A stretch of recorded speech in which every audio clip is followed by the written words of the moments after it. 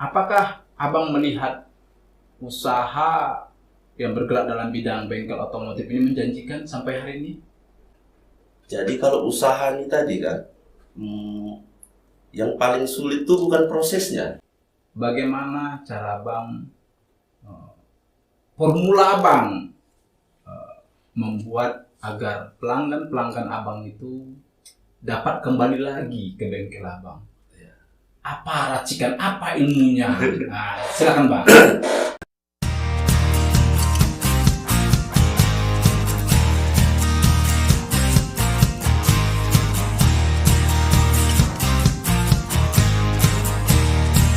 Assalamualaikum warahmatullahi wabarakatuh. Masih bersama dengan Papi Tepo Channel.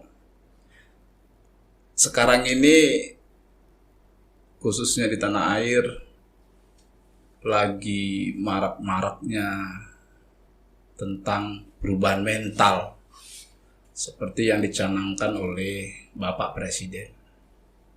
Cuman buat saya, perubahan mental itu yang saya maknain bagaimana kita itu merubah sebuah pola dari kebiasaan yang katakanlah kurang baik menjadi lebih baik. Hari ini saya mengundang tamu terbaik saya, seorang politikus, seorang bisnis, tapi usianya masih muda. Jadi saya itu menghadirkan beliau kemari dengan harapan teman-teman di luar sana bisa mendapat setitik ilmu yang katakanlah pengen membuka peluang-peluang usaha. Selamat datang Bang Akmal. Selamat datang. Sehat Bang? Sehat, alhamdulillah. Alhamdulillah, itu yang utama. Nah, sebenarnya kalau dilihat dalam situasi sekarang ini, beratnya perjuangan dalam mencari nafkah, khususnya ya Bang, itu pastilah menjadikan kita harus lebih kerja ekstra dalam mengais rezeki. Nah, pengen gitu aku dengar cerita Bang, sampai bisa sukses ini menjalankan bisnisnya. Dan setidaknya cerita-cerita Abang nantinya bisa menjadi inspirasi buat teman-teman di luar sana. Jadi teman-teman harus tahu bahwasanya Bang Akmal ini dia adalah owner dari sebuah bengkel otomotif yang ada di Kabupaten Langkat, namanya Madani. Bang, kenapa Abang akhirnya memilih bisnis otomotif? Dulu awal mulai kita usaha kan sekitar tahun 2012. Iya. Dulu tuh tak pernah terpikir juga untuk buka bengkel mobil ini. Dulu kebetulan kan muda-muda dulu kita kan hobi sepeda motor. Oh, berarti punya basic di Iya, otomotif berarti ya? otomotif. Oke, lanjut Bang. Iya, zaman-zaman remaja dulu ya kan. Iya. Sering balap liar gitu. Jadi kebetulan masa muda kita nih ya bandel-bandel juga sih kan gitu. Dikit. Oke. Cuman dapat ilmu juga kan gitu. Setuju. Harus ada ilmunya di situ, Bang. Iya, jadi ada kemauan buka bengkel sepeda motor.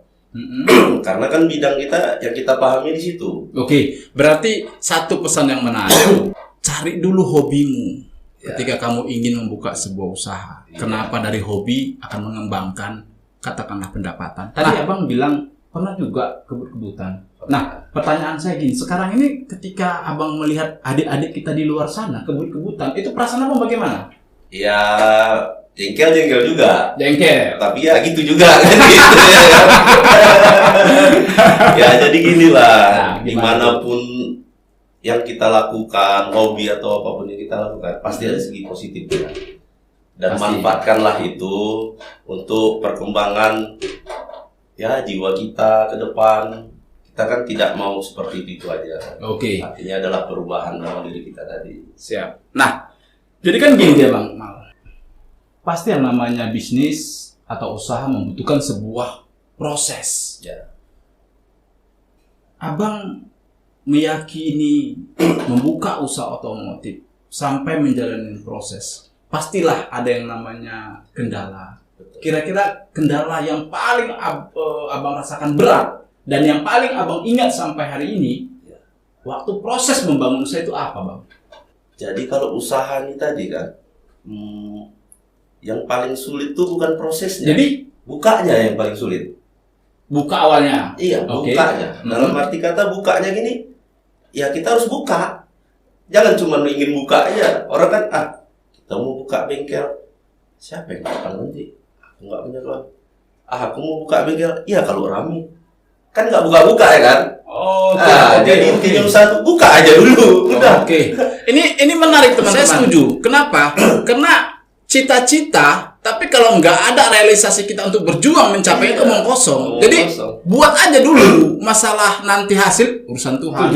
Iya. Oke. Benar. Berarti pesan dari Bang Akmal untuk teman-teman, udah buka aja dulu. Apa yang kau bisa? Ayo, buka Mainkan aja. saja dulu. Mainkan aja. Oke. Jadi mindset tuh harus kita rubah gitu. Kalau menurut saya ya. Iya. Jadi kan dari sebelumnya, aduh nanti buka gimana nih kalau rugi, habislah biaya nanti kan gitu kan. Iya. Jadi kita mikirnya itu, kita balik nih. Aku kalau bisnis, kalau untung, kalau aku kaya siapa yang tanggung jawab? Kan gitu deh. Oke. Jadi pertama abang membuka usaha tersebut, itu sudah pakai karyawan? Sudah. Sudah. Oke. Sampai sekarang berapa jumlah karyawan? Alhamdulillah kalau di bengkel ya 5. 5. Oh, lumayan. 5. Jadi gini dia, Bang. Apa sih yang akhirnya memotivasi abang? Karena kalau saya dapat informasi di kamar sebelah, abang itu lulusan sarjana hukum. Sarjana hukum, megang obeng. Itu gimana ceritanya, Bang? Ya kalau bisa kita jadi pengusaha yang tak hukum, gitulah dia Oh, kira-kira. udah pas sekali kalau itu. Makanya Udah pas. sarjana hukum kerja di bengkel. Nah, Jadi motivasinya yang saya tanya. detail itu bukan suatu jaminan dalam usaha kita sekarang ini, Bang. Betul, Banyak juga yang melenceng pun bisa sukses juga. betul. Jadi tinggal niat kita lah gimana, ya kan. Pada dasarnya kan kita dulu sewaktu kuliah ini kan namanya masih usia muda kan masih mencari, Iya, ya kan. betul itu Nah, betul. tapi ya rezeki kita tidak di sarjana hukum tadi, rezeki kita di usaha ya alhamdulillah. Tapi kan niat kita ini untuk kita berubah dari transisi ini kan berat sekarang, Bang. Apalagi anak-anak sekarang kan. Kalau zaman kita dulu mungkin tantangan-tantangan tuh ya dari materi, dari segi apa ya, judi, narkoba. Kalau sekarang kan itu udah lebih luar biasa. Betul. Nah, cuman gini ya Bangku. Sekali lagi, abang belum menjawab pertanyaan saya. Apa yang memotivasi abang sampai akhirnya abang membuka usaha bengkel ini? Jadi motivasi gini, Bang. Tadi kan awalnya mau sepeda motor nih. Betul. Karena kita paham. Wah, Ya. mobil ini saya kurang paham nih. Ya, Jadi motivasinya gampang sekali.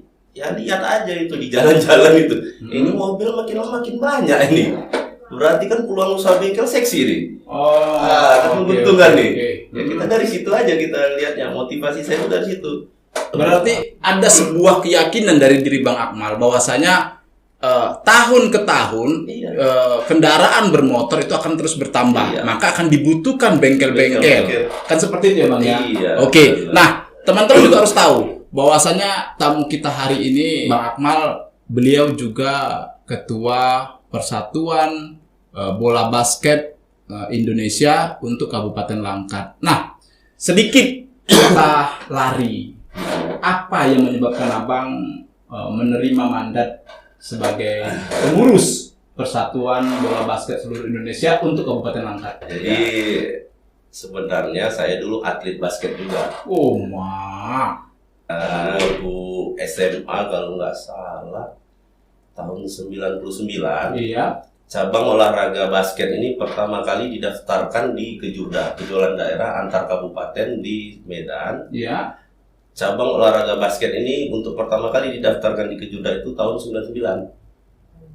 Dan kami dulu, saya dulu kan tidak melalui seleksi, maksudnya tidak dikumpulkan dari antar kecamatan tidak, Iya. tapi kami klub langsung ditunjuk, yaitu dulu Bapor Kuda Laut Pangkalan Berandan, Pertamina Pangkalan Berandan.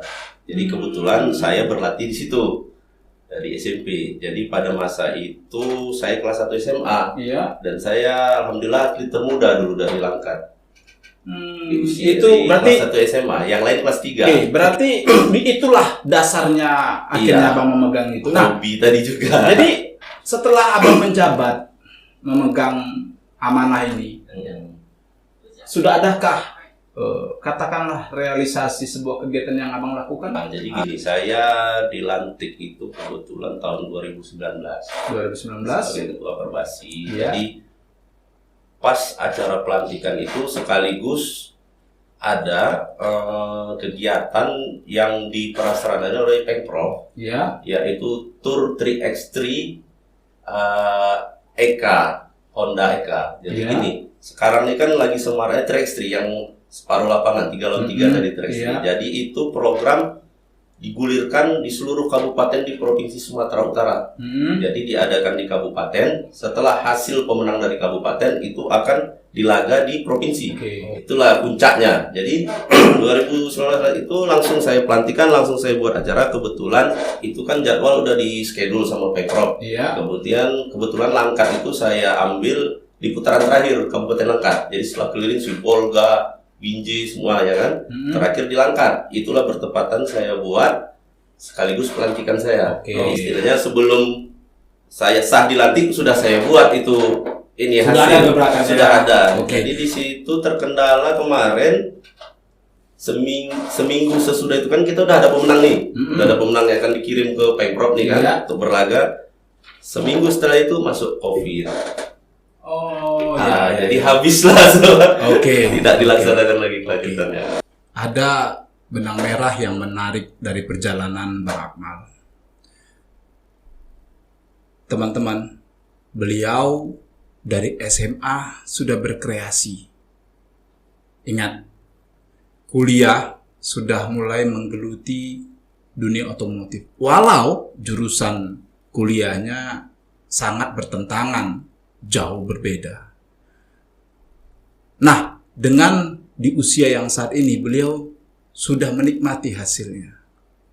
Jadi buat teman-teman di luar sana, manfaatkan masa muda. Jangan banyak bermain. Karena apa? Karena masa depanmu ada di tanganmu. Nah, jadi gini dia Bang Akmal. Kalau saya melihat perkembangan, saya meresahkan adik-adik di luar sana atau pemuda-pemuda di luar sana, remaja-remaja di luar sana yang sekarang ini bisa dikatakan sangat dekat, sangat familiar dengan yang namanya narkoba, bahkan judi, baik itu secara fisik maupun online. Pertanyaan saya sama Abang melihat ini bagaimana? Sekarang sudah gimana ya, sangat krusial lah kita bilang ya. Iya. Jadi peran serta seluruh elemen ini memang ya harus kita inilah. Contohnya kan gini, dari sekolahnya iya juga, tapi orang tua tuh perlu juga memperhatikan anak kita sekarang ini kan, Bang. Sekolah membantu, orang tua juga membantu. Jadi gini ya, kalau macam saya dulu lah ya, saya lingkungan saya tuh memang luar biasa. Kalau dulu SMP SMA tuh ya tanda kutip terkenal ganja lah dulu. Iya. Ganja, beralih ke kuliah kita tuh tahu sampailah ke sabu juga kan. Tapi alhamdulillah saya enggak gitu. Alhamdulillah. Saya bukannya kita apa ya kan, saya nyicipi sedikit pun enggak yang gitu, tapi saya tahu ya begini bersebelahan sama itu pun saya pernah gitu. Jadi itu ya, artinya kita ingat-ingatlah sama Allah untuk generasi muda ini kan, itulah yang bisa menjaga diri kita ini tadi gitu. Oke. Nah, jadi orang tua. saya tambahkan sedikit, kira-kira Abang mau ngasih pesan nggak untuk teman-teman adik-adik remaja di luar sana? Katakanlah, apa sih yang harus dilakukan mereka agar mereka nggak berteman dengan hal-hal negatif seperti itu? Iya, sibukkan aja Bang sama kegiatan-kegiatan yang positif. Seperti olahraga, ya kan, bersosialita ini kan bagus ya. Tapi hal-hal yang sekarang kan jualan online gampang. Jadi kalau waktu kita udah sibuk, lupa tuh Bang yang namanya narkoba. Nggak ada itu narkoba. Nggak sempat lagi kita mikirkan yang namanya narkoba tuh. Iya kan? Jadi istilahnya manfaatkan betul-betul usia mudamu. Jangan kayak saya juga. Saya pun sebenarnya telat untuk yang seperti ini. 2012 saya mulai usaha tadi kan. Nah, umur saya tuh udah sekitar 28-29. Itu kan udah sangat telat. Jadi kalau menurut siklus umur segitu saya sudah jadi bos. Betul pula. Iya, tapi sekarang kan udah jadi bos juga. Betul. Tapi kan kita mau pencapaian maksimal. Dalam hal ini kan saya udah telat juga sebenarnya. Nah, kalau saya mengatakan ada beberapa hal yang disampaikan oleh Bang Akmal ada benarnya. Artinya kamu, teman-teman di sana, coba deh buat aktivitas. Aktivitas yang positif. Ya, biar apa? Biar pikiran tuh nggak kemana-mana gitu loh. Nah, jadi kalau udah teman-teman pun maaf ini ya, kegiatan pun tak ada, nanti diajak teman ke sana kemari, itu awal itu. Nah, jadi gini deh Bang Mal, kita kembali ke usaha Bang.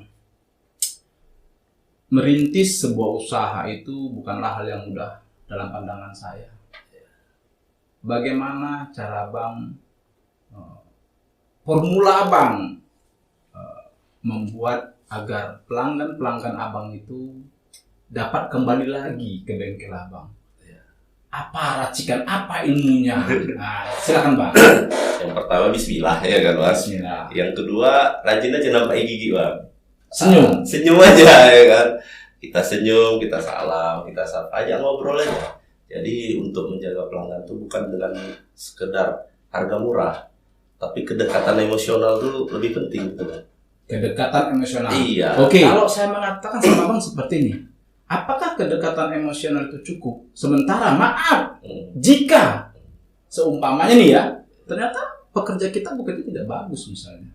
Ya, kalau pekerjaan dia harus bagus lah Bang. Kan gitu. Jadi ketika level kita bertarung sama pesaing itu ibaratnya dari sisi pekerja kita udah oke, berimbang. Dari segi barang harga, ya kalau kita lebih mahal sedikit, tapi kalau kita punya hubungan baik itu, orang tuh melupakan yang namanya harga. Jadi pernah ada sampai satu titik usaha itu kan gini Bang. Kita belum buka toko, iya. Orang dari depan. Wih, bagus itu. Kan gitu kan? Iya. Jadi ketika orang datang siang, itu orang udah nggak sempat kita pegang. Bertumpuk lah gitu tadi kan? Iya.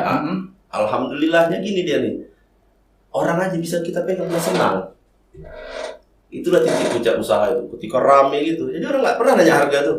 Berapa bos? Sekian. Udah bayar. Berapa bos? Sekian. Oke. Nah, ini menarik.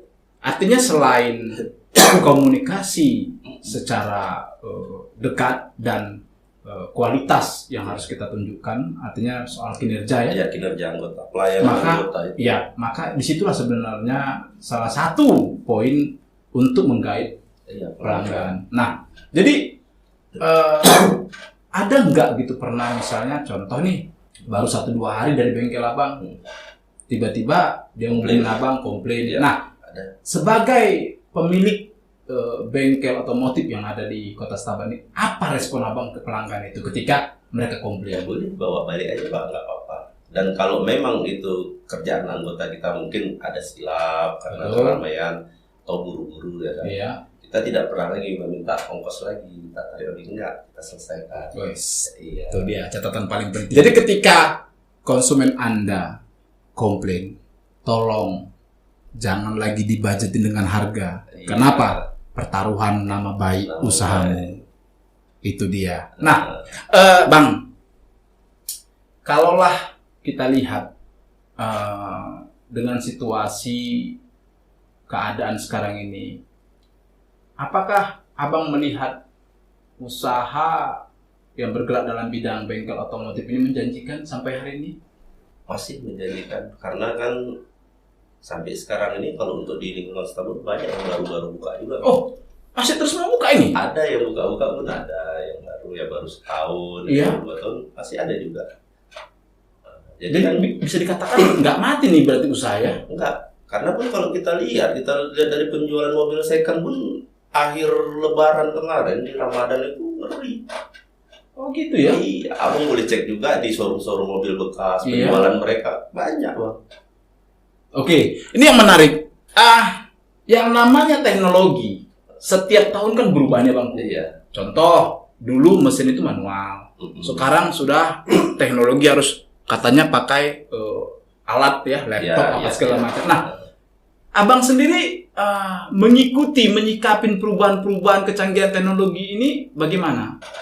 Kita tetap mengikuti, tetap up to date. Jadi kan istilahnya gini bang, ya kita memang bengkel kampung, tapi kan nggak kampungan. Betul. Gitu dia. Pas. Jadi kita ikuti aja perkembangan itu tetap kita ikuti. Cuman kan spesifik bengkel kita nih mainnya di mana itu aja yang kita fokuskan. Karena kan bengkel mobil kan luas. Iya, betul. Ya ada yang khusus ban, Mm-mm. ada yang khusus perawatan, ada main body repair, cat itu kan beda-beda. Oke, jadi Nah, khusus untuk Madani Otomotif fokusnya di mana? kita fokus di kaki-kaki itu bang, sama penggantian ban sama oli. Itu fokus kita. Fokusnya di sini. Cuman untuk mesin kita bisa juga. Bisa juga. Nah, Iya. di ujungnya ini saya mau nanya begini ya Bang. Tadi kan saya sudah bicara tentang mesin yang setiap tahunnya itu Berubah. lebih canggih ya, berubah. Apakah program-program di usaha Abang, katakanlah maaf ini, mendiklatkan karyawan, itu ada mesin baru, kalian ikut diklat nih. Bagaimana? Kalau diklat itu belum. Belum. Karena kan itu gini bang, kalau sistem kita nih, kalau saya ya, Ya. yang ngajak itu sponsor. Contoh, macam bangunan itu, saya nyediakan bangunan, tapi untuk branding itu sponsor. Jadi Betul. saya nggak keluar biaya lagi. Nah, untuk peningkatan anggota gitu, karena COVID ini jarang sekali nih. Sponsor-sponsor tuh buat kegiatan seperti itu. Begitu. Jadi kalau nanti ada oli, kita kan pegang satu oli nih, Iya. gitu. Nanti ada training dari mereka tuh.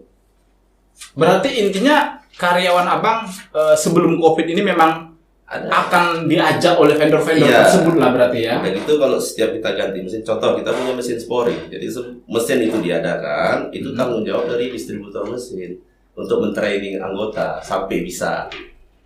Oke. Begitu dia. Nah, di penghujung kegiatan ini ada satu pertanyaan saya sama Abang, tapi nggak usah lama-lama jawabnya karena waktu kita juga sudah selesai.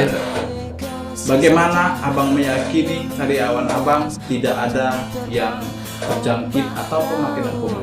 Untuk narkoba itu, ya saya yakini sih tidak ada, karena kan kita bangun kedekatan itu tadi dan sama keluarga mereka pun kita kenal.